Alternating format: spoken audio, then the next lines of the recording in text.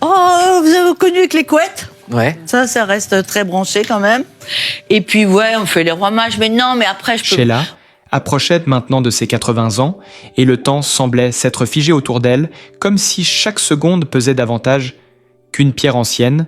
Et pourtant, dans ses yeux ternis par des années de lumière et d'ombre, il restait ce reflet discret d'un éclat ancien que peu se rappelaient encore elle, qui autrefois avait traversé des salles bondées sous des éclairs de flash qui crépitaient comme des orages lointains. Elle, qui avait parlé et ri avec des voix que l'histoire avait déjà transformées en murmures, elle, qui avait été le centre d'un tourbillon que nul ne pouvait arrêter à présent, se trouvait assise dans un fauteuil au tissu usé, caressant machinalement la coudoir d'une main fine, veinée bleutée, comme si ce geste lui rappelait un rythme ancien. Un battement perdu dans un soir d'été, lointain dans la pièce. Il flottait cette odeur particulière de poussière et de fleurs séchées. Un parfum qui portait en lui des bribes d'années révolues, les rideaux tirés laissaient passer un rayon faible qui venait découper son profil marqué par le temps, chaque ride semblant contenir une histoire que personne n'osait raconter. Et dans ce silence presque lourd, il y avait pourtant un murmure invisible, celui de la mémoire, qui s'invite sans prévenir et frappe à la porte de l'âme. Ce matin-là, le tic-tac régulier de l'horloge semblait plus fort comme si chaque battement comptait une vérité que Sheila n'avait jamais dite. Ses lèvres fines tremblaient à peine, comme si un mot voulait naître, mais restait prisonnier dans sa gorge et dans le creux de sa main gauche. Repliée sur ses genoux, elle tenait un vieux médaillon, ébréché, à l'intérieur duquel se cachait une photo fanée, si usée qu'on distinguait à peine un visage. Mais ses doigts le serraient avec une intensité presque douloureuse, comme si ce petit morceau de métal contenait la clé de tout ce qu'elle était et de tout ce qu'elle avait fui dehors. Un corbeau passa en rasant la fenêtre, et son ombre noire glissa sur le sol jusqu'à ses pieds. Elle ne leva pas les yeux, mais son souffle changea imperceptiblement. Signe qu'une image venait de surgir au plus profond. Une image dont personne dans cette maison n'avait la moindre idée. C'était un instant figé dans le temps. Un soir où tout avait basculé, et qu'elle n'avait jamais raconté, pas même aux plus proches, dans la lueur tremblotante de la lampe posée près d'elle. Ses yeux humides fixaient le vide, comme si elle revoyait quelque chose que les autres ne pouvaient pas voir. Une silhouette, peut-être une voix. Un cri étouffé et l'écho d'un pas qui s'éloigne dans l'obscurité. À cet instant précis, il était impossible de savoir si Sheila se souvenait ou si elle revivait vraiment cette nuit-là. Mais il y avait dans sa posture, dans la tension de ses épaules et dans le léger frisson qui lui parcourut la nuque, quelque chose qui faisait comprendre que ce souvenir n'avait jamais cessé de brûler sous la surface et que bientôt, il pourrait se briser comme une digue et tout emporter.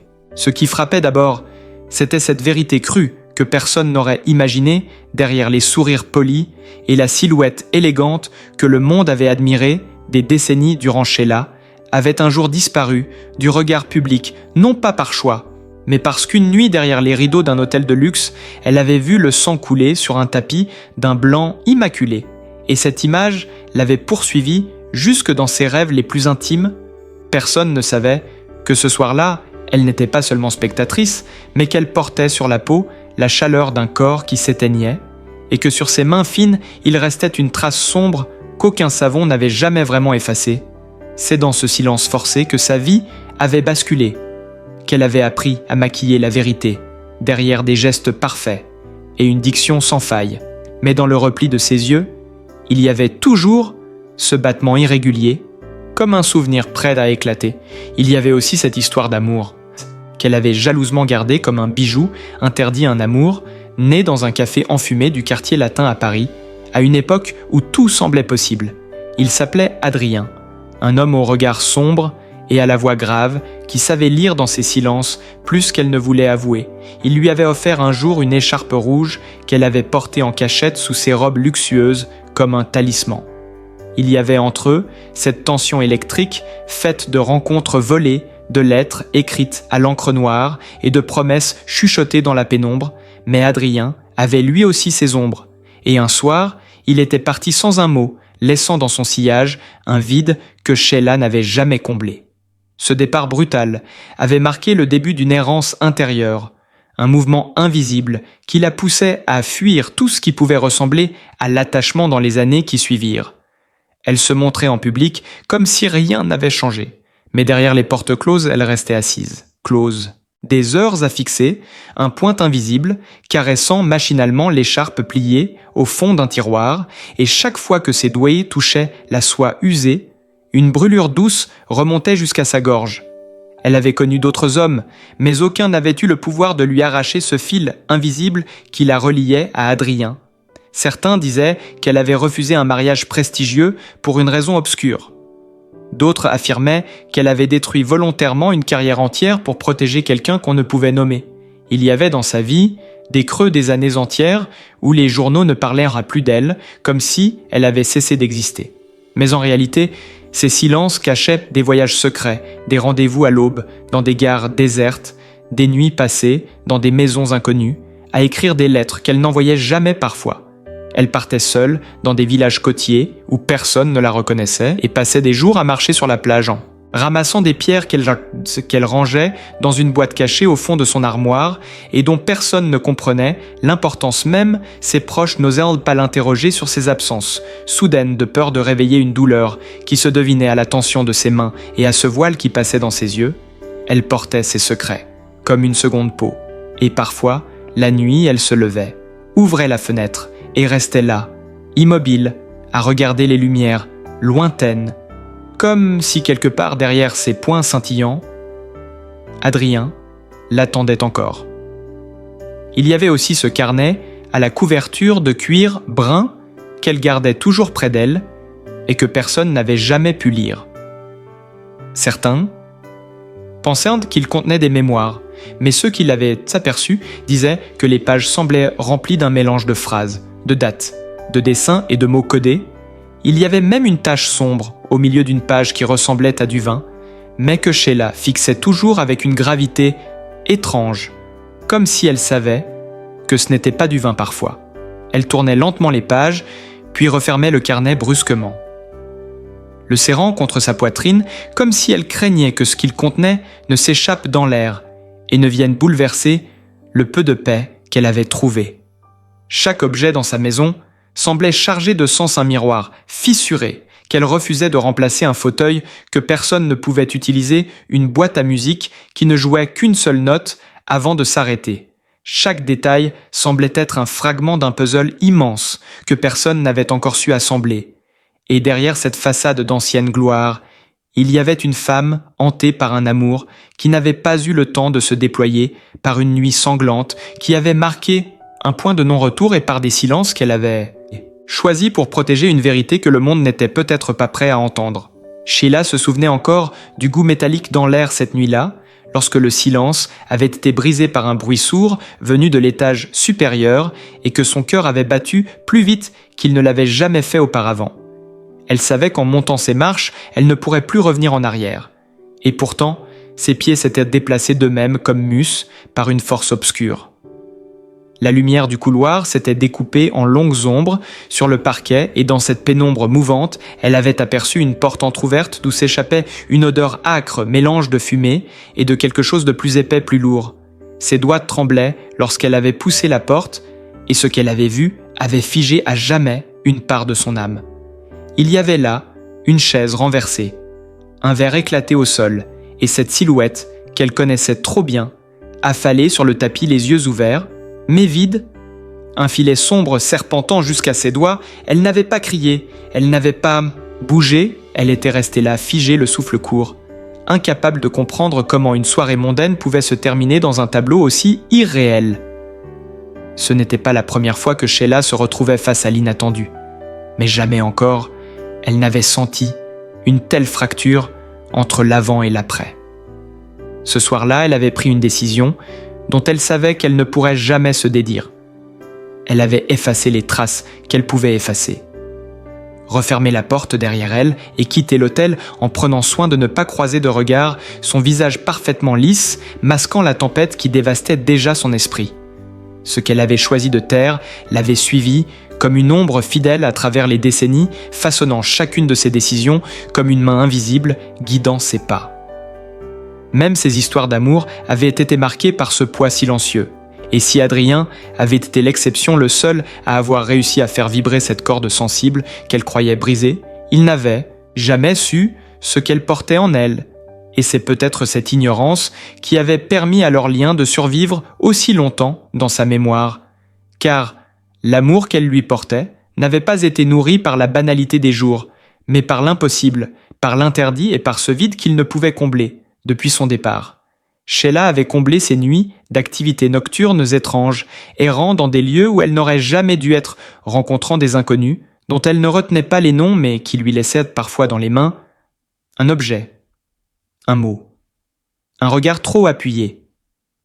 Elle conservait tout cela dans une malle, fermée à double tour, et chaque fois qu'elle l'ouvrait, elle se retrouvait face à un millefeuille de fragments de vie qui semblaient appartenir à quelqu'un d'autre, des billets de train pour des destinations qui ne figuraient sur aucune carte, des photographies floues prises dans des rues désertes, une bague sertie d'une pierre opaque qui semblait absorber la lumière. Elle savait que chacun de ces objets avait une histoire, mais elle refusait d'en dérouler le fil, car elle craignait de se perdre elle-même dans ce labyrinthe de souvenirs et de secrets. Avec le temps, ces objets étaient devenus comme des sentinelles silencieuses, veillant sur les parties les plus fragiles de son âme, et parfois la nuit, elle se levait pour les toucher, un à un, comme pour vérifier qu'ils étaient toujours là, qu'elle n'avait rien imaginé pourtant.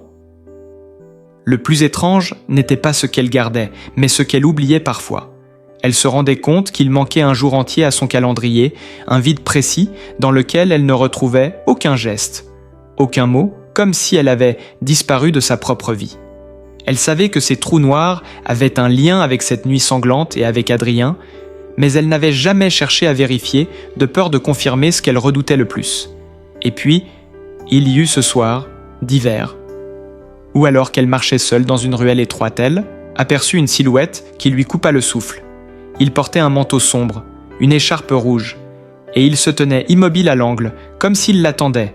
Elle n'osa pas s'approcher, de peur que ce soit une illusion, mais lorsqu'elle cligna des yeux, il avait disparu, laissant derrière lui une odeur familière et cette sensation électrique qui lui fit comprendre qu'Adrien n'appartenait peut-être pas entièrement au passé.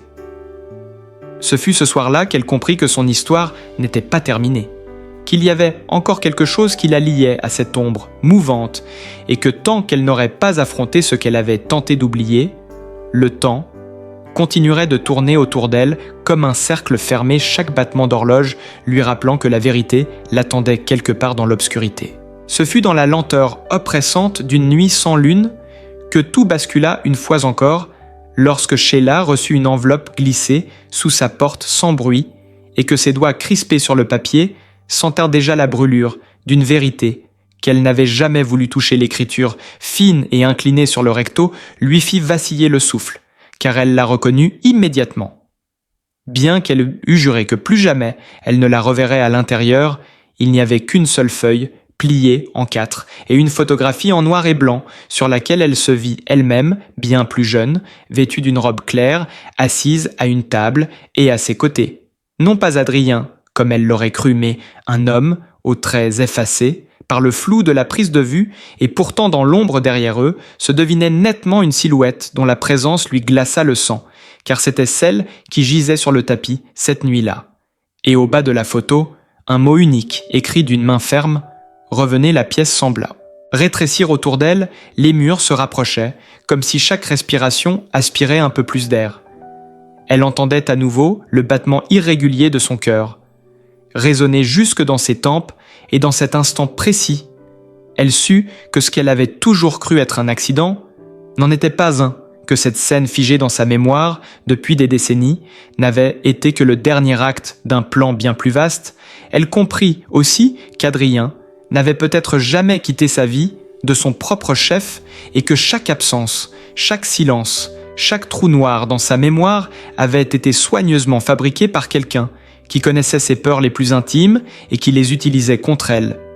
Son esprit se mit à courir en arrière dans le temps, recomposant des fragments épars qu'elle avait refusé de relier, ses voyages mystérieux, ses rencontres imprévues, ces objets glissés dans ses affaires sans qu'elle sache d'où ils venaient.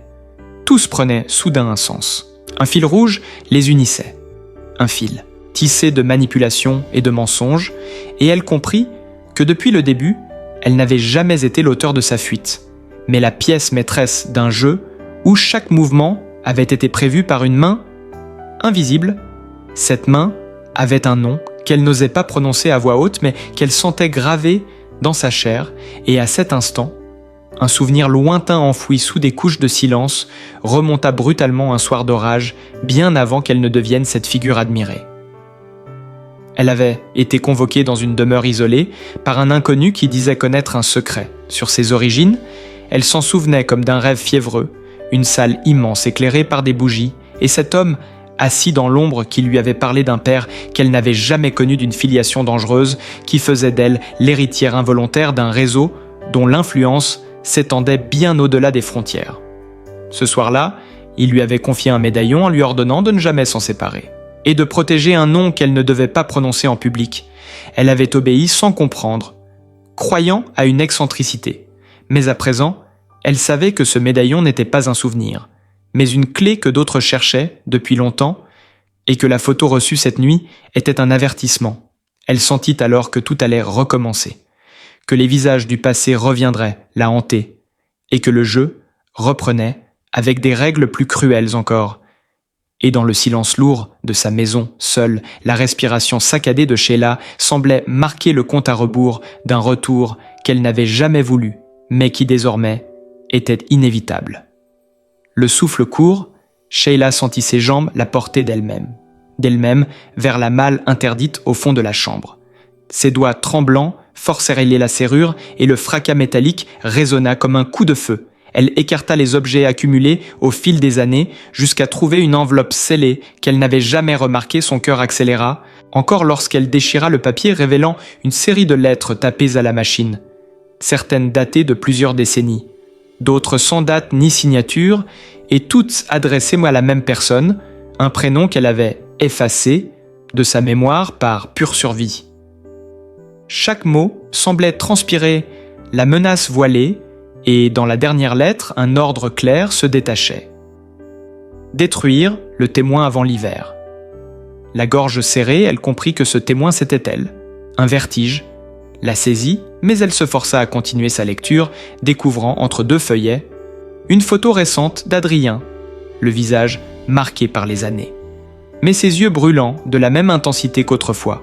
Ce n'était pas un souvenir figé, il était vivant, quelque part. Et pire encore, il semblait tenir dans sa main le médaillon qu'elle croyait toujours caché dans un tiroir. En un geste précipité, elle se jeta sur le meuble où elle le gardait et constata, avec horreur, qu'il avait disparu. Un froid aigu lui traversa la nuque. Elle comprit qu'on était entré chez elle, qu'on avait fouillé, qu'on avait pris ce qu'il y avait de plus dangereux dans toute sa vie. Le passé venait d'ouvrir grand la porte et elle était prise au piège.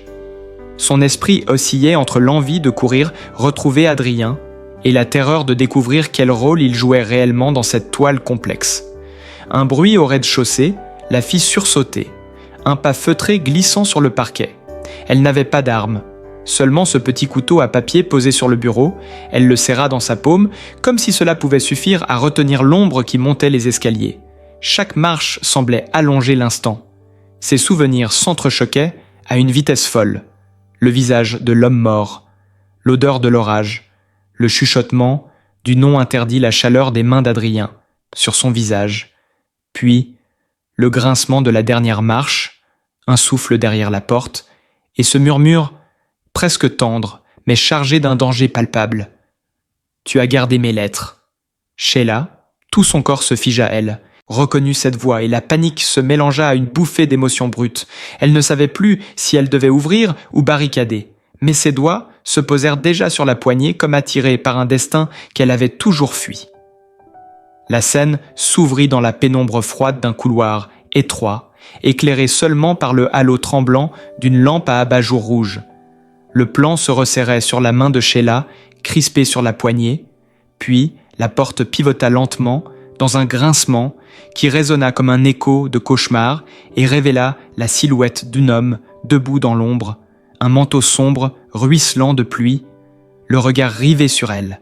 Ses lèvres esquissèrent un sourire imperceptible avant qu'il ne parle d'une voix basse et coupante comme un fil. tu n'as plus beaucoup de temps. » Sheila. Chaque mot glissait dans l'air comme une lame et elle répondit d'un souffle rauque. « Je ne te croyais pas vivant. » Il fit un pas vers elle. La lumière accrocha fugitivement ses traits, révélant un visage ravagé par les années et pourtant, animé par cette intensité qui lui transperça la poitrine, il murmura « Tu crois que j'ai choisi de partir. Il y a des choses que tu ignores et que tu n'aurais jamais dû découvrir. » Elle sentit ses doigts se crisper sur le couteau à papier. Mais il leva lentement la main dans un geste presque apaisant, tout en ajoutant « Ils savent que tu as encore ce qu'ils cherchent. Tu crois l'avoir perdu. Mais il est ça et là, quelque part, près de toi. » Il ne parlait pas du médaillon, ou peut-être que si. Mais ses yeux disaient autre chose, quelque chose d'enfoui plus profond que les objets et les preuves. Un secret qu'elle portait dans son propre corps, elle recula légèrement, mais il avança d'un pas rapide, refermant la porte derrière lui, et le claquement sec fit vibrer les murs. Il se plaça si près qu'elle sentit l'odeur de pluie et de tabac froid sur ses vêtements, et il ajouta, presque dans un souffle, « Tu dois me faire confiance cette fois, sinon nous ne verrons pas l'aube. » Elle plongea son regard dans le sien, cherchant un signe, une fissure dans ce masque de détermination, et n'y trouva qu'une urgence brûlante. Il continua une phrase qui sembla suspendre le temps. Ce n'est pas eux qui veulent te faire taire, c'est elle, et à cet instant précis, l'image de la femme qu'elle croyait morte depuis des décennies s'imposa à son esprit comme une photographie éclatante. Et elle comprit que le véritable ennemi avait toujours été plus proche qu'elle ne l'imaginait. Sheila sentit le sol se dérober sous ses pieds, comme si le nom non prononcé de cette femme avait ouvert une fissure dans le temps. Ses souvenirs rejaillissaient, en éclats, coupants. Des scènes brèves, un rire derrière un rideau fermé, une main posée trop longtemps sur son épaule, un parfum lourd qui flottait encore dans les couloirs de sa mémoire. Adrien la fixait sans cligner, et dans ses yeux, il y avait une gravité qu'elle n'avait jamais vue. Il articula lentement, presque avec douleur, « Tu sais de qui je parle ?» Elle ne répondit pas. Ses lèvres s'étaient desséchées et son souffle s'était fait court. Il reprit, « Elle n'est pas morte. Cette nuit-là, elle a disparu, parce qu'elle savait ce que tu portais. Et depuis tout ce temps, elle attend l'instant où tu baisseras la... » Garde Sheila recula d'un pas, la paume moite sur le couteau à papier. Son esprit cherchait désespérément un angle rationnel, une explication, mais chaque image, chaque sensation confirmait que tout ce qu'il disait était possible. Cette femme qu'elle avait connue, autrefois, n'était pas seulement une figure mondaine ou une amie précieuse, mais un lien direct vers une vérité plus ancienne que leur rencontre, une vérité qu'elle avait refusé de voir. Adrien fit un pas vers la fenêtre, écarta légèrement le rideau, et elle aperçut dehors, dans la ruelle sombre, une silhouette immobile, vêtue d'un manteau clair. La lumière d'un réverbère effleurait à peine son visage. Mais il y avait quelque chose d'inquiétant. Dans la manière dont elle restait figée comme une statue, il murmura « Elle te regarde depuis longtemps, plus longtemps que tu ne le crois. » Sheila sentit une brûlure glacée lui remonter la colonne vertébrale et une partie d'elle eut envie de courir, de s'enfuir, mais ses pieds restèrent ancrés au parquet. Il se retourna vers elle et son ton changea, devenant plus sec, plus tranchant. « Tu dois choisir maintenant. Soit tu pars avec moi et on l'affronte, soit tu restes, et elle viendra te prendre, morceau par morceau. » Elle pensa à toutes ces années de silence, aux trous noirs de mémoire, aux lettres anonymes, et comprit qu'elle ne pouvait plus fuir, mais une autre pensée plus sombre l'effleura. Et si Adrien lui-même n'était pas celui qu'il prétendait être, si tout cela n'était qu'une manœuvre de plus pour l'amener là où il voulait qu'elle soit. Son regard se posa sur ses mains, et elle remarqua pour la première fois une cicatrice fine le long de sa paume, une marque qu'elle avait vue autrefois sur quelqu'un d'autre, mais qu'elle n'arrivait pas à replacer. Elle releva les yeux, croisa les siens et dit d'une voix basse, presque cassée, « Si je viens avec toi, ce sera à mes conditions. » Il ne répondit pas. Mais un léger sourire passa sur son visage, un sourire qui pouvait être un accord ou une menace, et dans le silence tendu, qui suivit un bruit sec, retentit à la porte, comme un coup unique donné du bout des doigts. Sheila et Adrien échangèrent un regard, puis il éteignit la lumière, plongeant la pièce dans une obscurité totale, et le monde sembla se réduire au son de leur respiration et au battement précipité de leur cœur. Dans l'obscurité compacte, Sheila sentit son corps se raidir alors que les pas s'approchaient lentement derrière la porte, et c'est à cet instant précis qu'une vérité, qu'elle avait enfouie plus profondément que toutes les autres, remonta avec la force brutale d'une vague déchaînée. Adrien n'était pas seulement l'homme qu'elle avait aimé, ni l'allié qu'elle croyait retrouver. Il était le fils de cette femme, l'ombre qui rôdait dehors et que tous deux redoutèrent depuis toujours.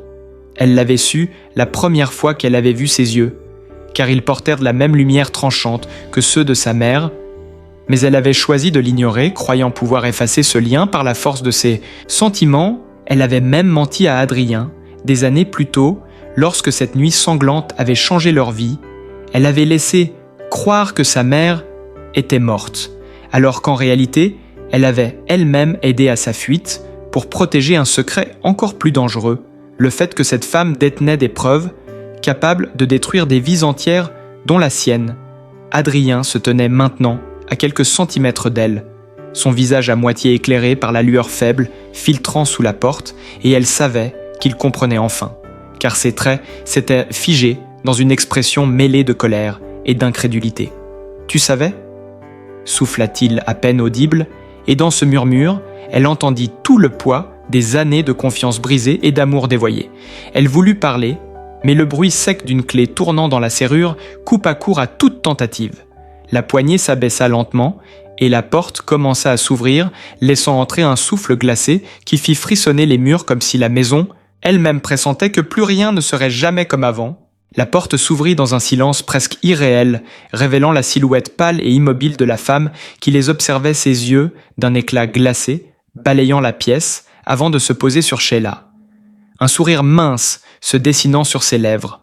Adrien fit un pas en avant, mais la tension dans ses épaules trahissait la tempête qui grondait en lui. Sheila sentit chaque fibre de son corps crier de fuir, mais ses jambes restaient figées comme enracinées à cet instant le passé, le présent, et tout ce qu'elle avait tenté de protéger se télescopèrent dans un souffle unique. Elle comprit que ce face-à-face était inévitable, et que désormais chaque mot serait une arme, chaque geste, un pari de vie ou de mort.